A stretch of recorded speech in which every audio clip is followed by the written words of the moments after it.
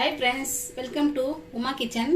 இன்றைக்கி பீர்க்கங்காய் தோல் எடுத்து எப்படி சட்னி செய்கிறதுன்னு பார்க்கலாம். அதுக்கு தேவையான பொருள், ஒரு பீர்க்கங்காய் எடுத்து தோல் எடுத்து வச்சுருக்கேன், ஒரு புடி பூண்டு எடுத்து வச்சுருக்கேன், ஒரு துண்டு இஞ்சி எடுத்து வச்சுருக்கேன், ஒரு பச்சை மிளகாய் எடுத்து வச்சுருக்கேன், ஒரு புடி சாம்பார் வெங்காயம் எடுத்து வச்சுருக்கேன், கொஞ்சம் தேங்காய் துருவல் எடுத்து வச்சுருக்கேன், 4 காஞ்ச மிளகாய் எடுத்து வச்சுருக்கேன், 2 ஸ்பூன் உளுத்தம்பருப்பு, 2 ஸ்பூன் கடலைப்பருப்பு, கொஞ்சம் கொத்தமல்லி, தேவையான அளவு உப்பு போட்டுக்கலாம். தாளிக்க பெருங்காயம் எடுத்து வச்சிருக்கேன், கடுகு எடுத்து வச்சிருக்கேன், கருவேப்பிலை, எண்ணெய் எடுத்து வச்சிருக்கேன். இப்போ எப்படி செய்யறதுன்னு பார்க்கலாம்.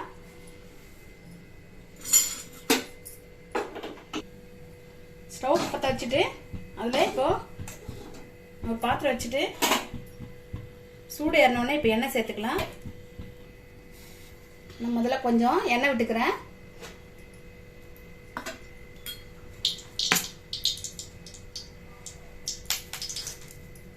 கடலைப்பருப்பு சேர்த்துக்கலாம்.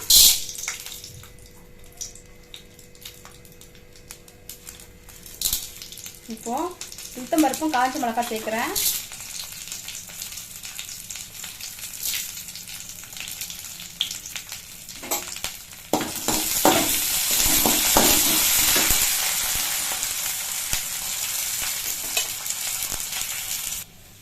பச்சை மிளகாய் சேர்த்துக்கிறேன்.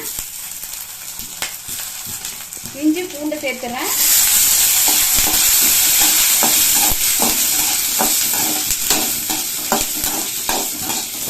இப்போ வெங்காயம் சேர்த்துக்கலாம்.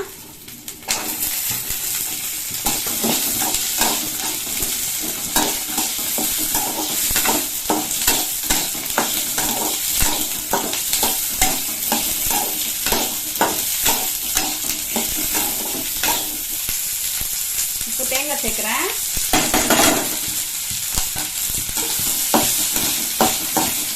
வதங்கிடுச்சு. இப்போ இறக்கிடலாம்.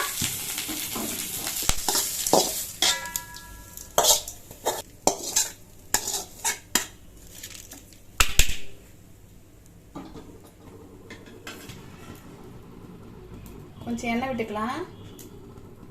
இப்போ இந்த பீர்க்கங்காய் தோல் எடுத்து இதில் போட்டு நல்லா வதக்கிக்கலாம்.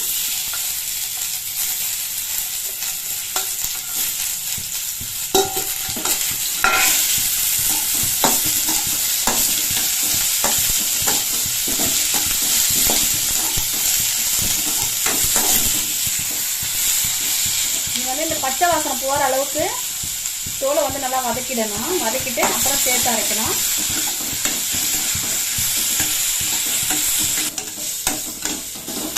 இப்போ தோல் நல்லா வதங்கிடுச்சு. இப்போ கொஞ்சம் கொத்தமல்லியும் புளியும் சேர்த்துக்கலாம். தேவைப்பட்டா இதுக்கு தக்காளி சேர்த்துக்கலாம், இல்லைன்னா புளி கூட சேர்த்துக்கலாம். நான் வந்து புளி சேர்த்துருக்கேன். தக்காளி போட்டால் புளி சேர்க்கக்கூடாது, புளி சேர்த்தா தக்காளி சேர்க்கக்கூடாது.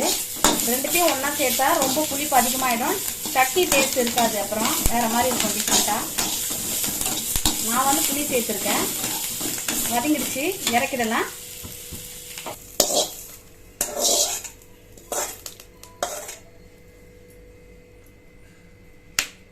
இதை ஆற விட்டு அரைச்சிக்கலாம். இதை வேணும்னா தாளிச்சிக்கலாம், இல்லை தாளிக்காமல் அப்படியே கூட சாப்பிட்லாம். இது இயற்கையான பொருள்ன்றதுனால அது நல்லா டேஸ்டாகவே இருக்கும். தாளிக்கலனாலும் பரவாயில்ல, தேவைப்பட்டால் தாளிச்சிக்கலாம். நம்ம விருப்பம்தான்.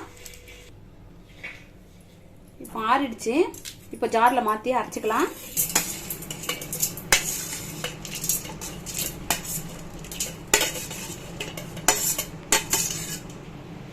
அதில் உப்பு சேர்த்துக்கலாம்.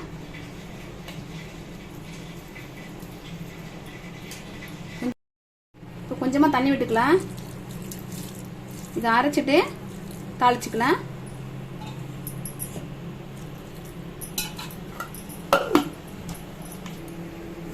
இப்போ சட்னி அரைச்சாச்சு.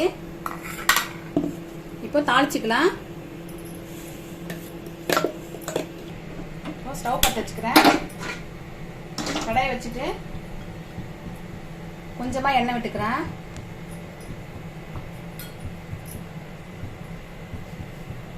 இப்போ கடுகு சேர்க்கிறேன். இப்போ கருவேப்பிலை சேர்க்கிறேன். கொஞ்சமாக பெருங்காயம் சேர்க்கிறேன். இப்போ இப்போ சட்னி சேர்க்குறேன்.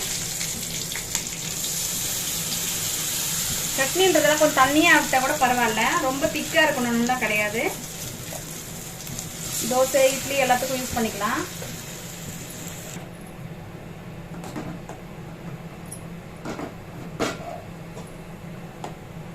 இதை ஆஃப் பண்ணிடலாம். சட்னி ரெடி ஆயிடுச்சு.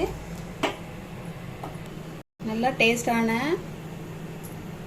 பீர்க்கங்காய் தோல் சட்னி ரெடி ஆயிடுச்சு பாருங்க. நீங்களும் ட்ரை பண்ணுங்க, டேஸ்டா இருக்கும்.